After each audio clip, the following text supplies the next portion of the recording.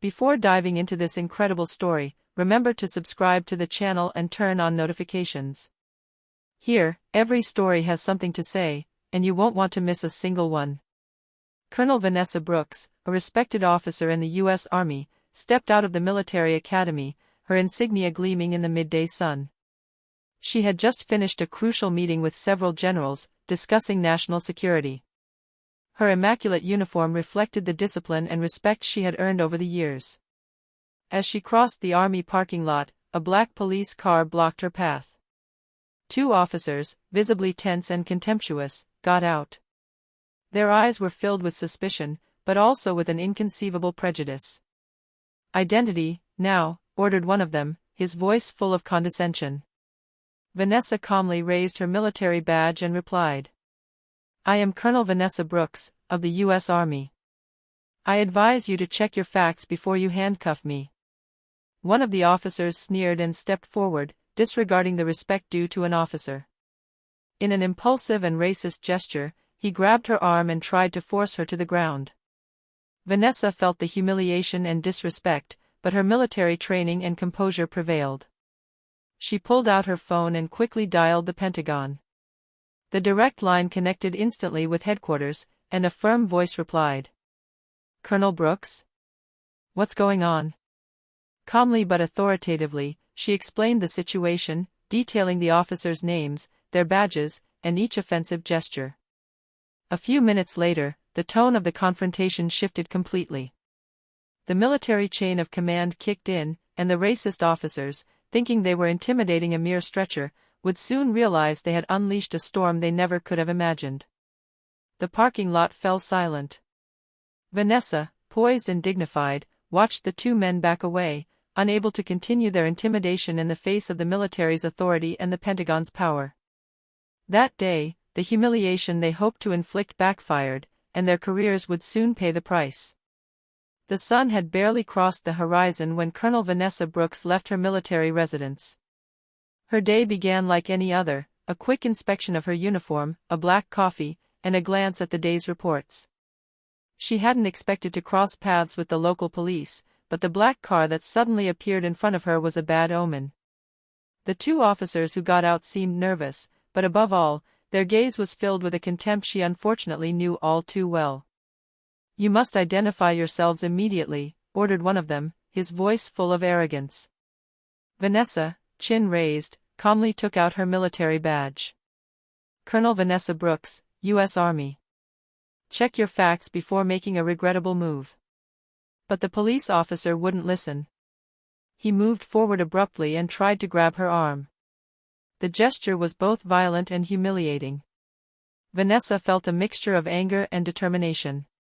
She knew she couldn't be intimidated, especially by men who were supposed to uphold the law. With a swift movement, she pulled out her phone and dialed the Pentagon. Her voice, firm and controlled, explained the situation. She dictated the names of the police officers, their badges, and every detail of the assault. A few moments later, an authoritative voice rang out. "Colonel Brooks? Remain calm. We're intervening immediately." The police officers, surprised, exchanged a worried glance. The mere mention of the Pentagon had changed the balance of power. Vanessa straightened up, her gaze piercing, and made it clear that the humiliation they hoped to inflict would not happen. Within minutes, a military unit arrived to secure the scene. The police officers, who thought they were intimidating a civilian or a low-ranking officer, found themselves confronted with the power of a chain of command that would tolerate no insubordination or abuse of power. Vanessa Brooks, calm and dignified, observed the scene. She knew that this was only the beginning of a confrontation that would leave its mark, and that those who had tried to belittle her would soon suffer the consequences. A few hours after the incident, the local police station was in turmoil. The two racist officers, Jackson Riley and Derek Harlow, didn't understand what was happening to them. Their attempt to intimidate Colonel Vanessa Brooks had quickly taken a dramatic turn. The police captain's phone kept ringing. On the other end of the line, a firm, implacable voice announced that the Pentagon had been informed of the incident. Every word carried weight. Riley and Harlow's actions were about to be scrutinized, and their careers could be jeopardized. How is that possible? Murmured Riley, looking at Harlow. I don't know, she's just a woman, replied Harlow, but his voice betrayed fear. Meanwhile, Vanessa had returned to her military office. Every move she made was deliberate. She knew the humiliation she had suffered couldn't go unanswered, but she wanted justice to be served flawlessly. She wrote a detailed report, describing the attack, the police officer's conduct, and the available evidence, including security camera footage and witness statements. Shortly afterward, the Pentagon sent a special team to investigate.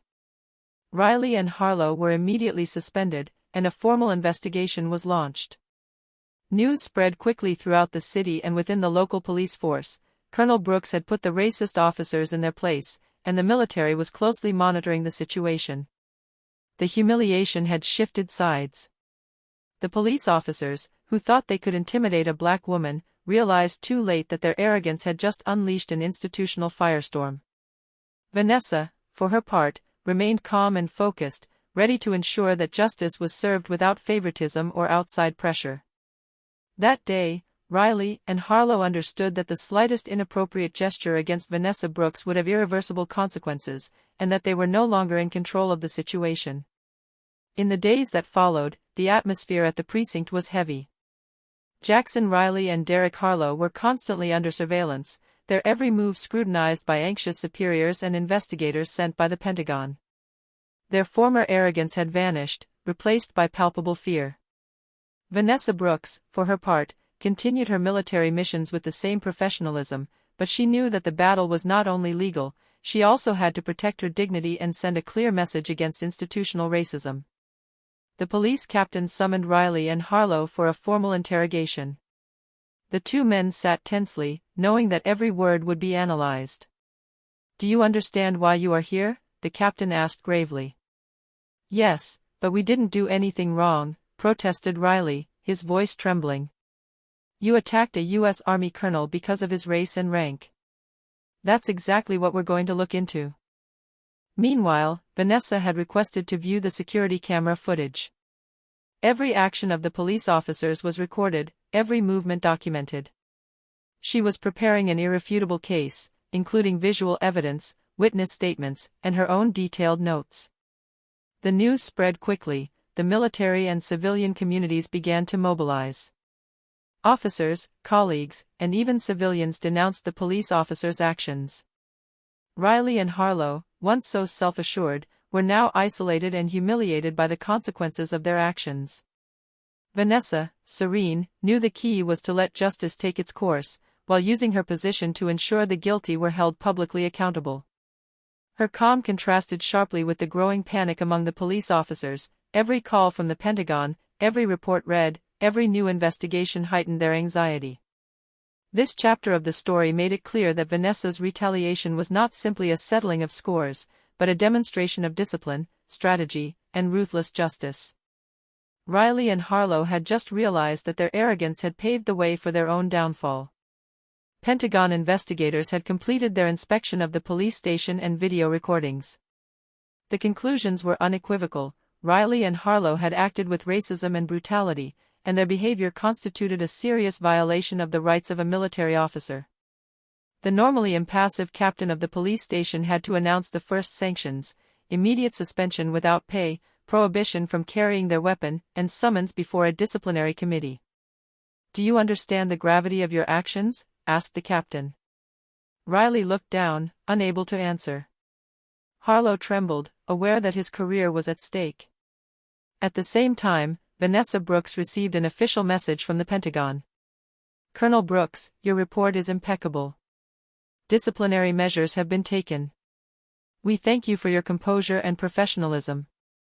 This recognition was not merely symbolic, it showed that justice could prevail over intimidation and racism, and that institutions could protect those who uphold the law with integrity. The news spread quickly through the town. Residents and local media began discussing the incident, highlighting Vanessa Brooks' courage and dignity in the face of injustice. Riley and Harlow, who had thought they could go unnoticed, found themselves exposed to public criticism and humiliation. Vanessa, true to her nature, remained calm and focused. She knew this was just the beginning. The sanctions were significant, but the real victory would be ensuring that such behavior could never happen again, and that the military chain of command continued to protect those who serve with honor. This chapter laid the groundwork for institutional revenge. Riley and Harlow had just received a severe warning, but their complete downfall was yet to come. Vanessa, patient and methodical, was already preparing the next steps. The suspension of the two officers sent a clear message to the entire precinct: no abuse of power would be tolerated, especially when it came to intimidating a military officer. Riley and Harlow quickly found themselves isolated, ignored by their colleagues, and humiliated by public pressure. The local media, having gained access to the information through official statements, relayed the story in great detail. The entire city was discussing the incident, the racist brutality against an Army colonel and Vanessa Brooks's firm response. Riley and Harlow were no longer figures of authority, they had become symbols of arrogance and injustice. Vanessa, realizing that humiliation alone wasn't enough, decided to strengthen her position. She organized a meeting with local police officials and the Pentagon to implement preventative measures and mandatory training on respecting military officers and civil rights. Every police officer in the department had to understand that no discriminatory action would go unpunished. Meanwhile, Riley and Harlow tried in vain to regain control of their image. But every attempt failed. The media published their names and actions, colleagues averted their gaze, and military superiors refused any leniency. Their past arrogance had turned to fear and shame. Vanessa, for her part, moved forward with serenity. She knew that the real victory lay not only in punishing the guilty, but in setting a strong precedent. Her actions demonstrated that racism and intimidation had no place in society or in law enforcement. This chapter reinforced the idea that justice could be relentless yet fair, and that Riley and Harlow's impulsive and discriminatory actions could no longer go unnoticed. Vanessa now held a position not only of strength, but also of undisputed respect within the community and the military. A few weeks after the incident, Riley and Harlow found themselves facing a thorough legal investigation. The Pentagon had handed over all the evidence to the prosecutor's office, and federal disciplinary action was now underway. The two officers understood that not only were their careers in jeopardy, but that serious legal penalties awaited them. Vanessa Brooks, for her part, remained unperturbed. Every morning, she reviewed the reports and official communications, ensuring that the process was rigorously following its course. She knew that her patience and precision would be her greatest assets. At the police station, the atmosphere was heavy. Riley and Harlow's colleagues avoided all contact with them. Every conversation about the incident resurfaced on their computer screens, in the newspapers, and even in internal discussions. The fear of suffering the same fate as Riley and Harlow paralyzed the arrogance that had characterized these officers. The day of the first disciplinary hearing arrived. Riley and Harlow were summoned before a panel composed of police officers and military representatives. Their impulsive and racist actions were reviewed, meticulously documented with video evidence, witness statements, and Vanessa's detailed notes. "You have not only broken the law, but you have also damaged the honor of our Army and the dignity of a senior officer," said the chairman of the commission. Riley and Harlow, pale-faced, realized that their belated apologies would never be enough to erase the gravity of their actions. Meanwhile, Vanessa was being kept informed of the hearing's progress in real time. Her composure and determination were admirable. Pentagon representatives commended her for her complete control of the situation and for transforming an act of racist aggression into an example of justice and integrity. This chapter marked a turning point. Justice was no longer merely symbolic, it was becoming concrete and inevitable. Riley and Harlow were about to realize that their past arrogance would cost them far more than their careers. Their reputation and their freedom were now at stake. The disciplinary hearing had captivated the entire city. The local media, which had been closely following the case, were preparing to broadcast the revelations to the public. Riley and Harlow, once arrogant and self-assured, had now become symbols of injustice and police brutality. Vanessa Brooks, for her part, had decided to adopt a strategic approach: let the truth speak for itself. The video recordings, testimonies, and detailed reports she had provided were presented at the hearing, showing every inappropriate gesture and every disrespectful word from the two police officers. the chairman of the committee did not mince his words. You have betrayed the public's trust and damaged the honor of our army. Your actions are unacceptable and will be severely punished.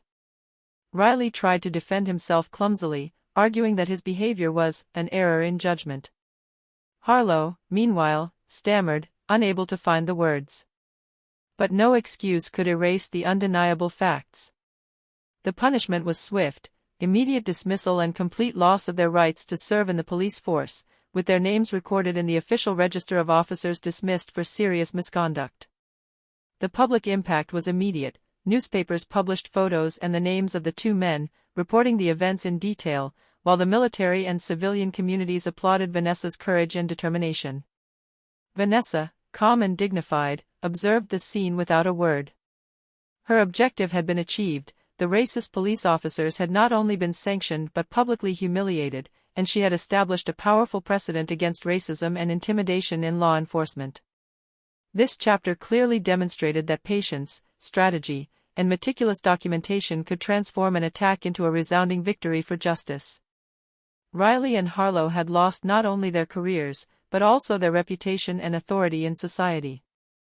After Riley and Harlow were publicly sanctioned, Vanessa Brooks knew that the real victory lay not just in punishing the perpetrators, but in transforming the system to prevent such acts from happening again. She contacted officials at the police department and the Pentagon to implement lasting prevention and awareness measures. Mandatory training sessions were instituted for all officers, covering respect for civil rights, conflict management with the military, and combating institutional racism. Each police officer had to follow a strict program of professional discipline and ethics, under direct supervision. Vanessa also organized regular meetings between the Army and the local police to create better coordination and mutual respect between the institutions. She wanted to ensure that every officer understood that intimidation, gratuitous violence, or racism would never be tolerated, and that the consequences would be immediate and irreversible. Her actions were praised in the community. Civilians felt safer, knowing that justice could prevail even in the face of abuses of power. Vanessa became a symbol of courage and integrity. Not only had she defended her own dignity, but she had paved the way for systemic change in the relationship between the police and the military. Meanwhile, Riley and Harlow, now jobless and publicly humiliated, understood that their arrogance had not only destroyed their careers but also their credibility forever. Every time they tried to find work elsewhere, their record haunted them, reminding the world of their transgression and the implacable power of institutional justice. This chapter showed that Vanessa's response was not motivated by personal revenge, but by a desire to protect the honor and safety of all, transforming a racist incident into a lesson in discipline, ethics, and responsibility. A few months after the incident, Vanessa Brooks had not only restored her dignity, but she had transformed the ordeal into an example of leadership and justice. The reforms she initiated had profoundly changed the atmosphere within the local police station. Officers were now more respectful, disciplined, and aware of the consequences of their actions. The military and civilian communities recognized Vanessa's central role. Her colleagues regularly consulted her for strategic advice and recommendations on conflict management. Civilians, for their part, saw her as a symbol of courage and resilience in the face of injustice. Riley and Harlow, for their part, were still trying to defend themselves with various institutions, but each attempt was met with irrefutable evidence of their behavior. Their name was associated with humiliation and scandal, and no excuse could erase the impact of their past actions. Their reputation was irreparably damaged, and they understood that their arrogance had sealed their downfall. Vanessa, true to her style, remained humble and focused. She knew that respect is earned through actions, not titles or ranks. Every initiative she took aimed to protect those who, like her, served with honor and to prevent any form of discrimination or abuse of power. The city and the army came to see Vanessa as a model of courage and justice, and her story was cited in leadership and professional ethics training. Riley and Harlow, however, remain an example of what happens when arrogance and racism meet the rigor of the law and the strength of integrity. This chapter showed that justice could triumph over injustice, and that the dignity and courage of a single individual could bring about lasting change in an entire institution. The incident that had erupted in the army parking lot now seemed a distant memory, but its impact was felt throughout the commissariat and the military community. Vanessa Brooks had transformed a racist attack into a lesson in justice and integrity that would resonate for years to come. Riley and Harlow, utterly disgraced, had lost all authority and credibility. Their attempt at defense was now futile, their careers were over, and public shame followed them everywhere they went. Every journalist, every former colleague, every soldier remembered their humiliating behavior and Vanessa's firm rebuttal. For her part, Vanessa had consolidated her position. She had implemented ongoing training and awareness programs, ensuring that intimidation and racism could no longer flourish. Police and military officers now worked in an atmosphere of mutual respect and strict discipline. One day, during an official ceremony, Vanessa was congratulated by her superiors and colleagues for her courage, patience, and sense of justice. She received not only medals and awards, but above all, the recognition of her community and peers. Her dignity and composure had transformed an act of aggression into a resounding victory for honor and the law. Before leaving the stage, she cast a determined look at the young officers present. Always remember, true strength does not lie in intimidation or fear. It lies in integrity, courage, and justice. That day, Vanessa Brooks proved that one person could change the course of events, that justice could triumph over arrogance and racism, and that every courageous act left a lasting legacy. The lessons of this incident would remain etched in our memories as an example of strength, resilience, and absolute justice.